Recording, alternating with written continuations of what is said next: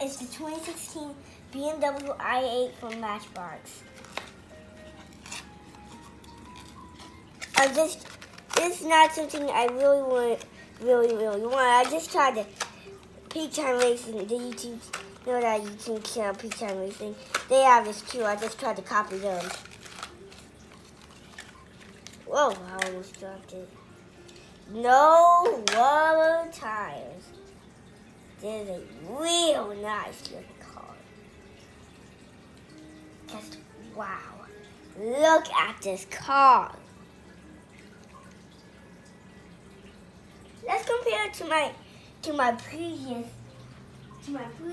fake i8, the Vision F6 Dynamic.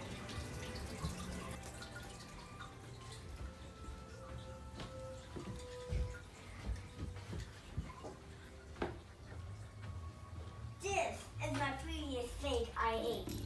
They both have glass roofs. This one has no doors and this one has doors. This one has colored in taillights. This one doesn't. Can't you see the two BMW things? Different interior. On this one and the interior, there's a giant steering wheel. I know. And look at these wheels. It's from a direct BMW dealership, but that is from bootleg version Tomica. This probably directly from BMW and Matchbox.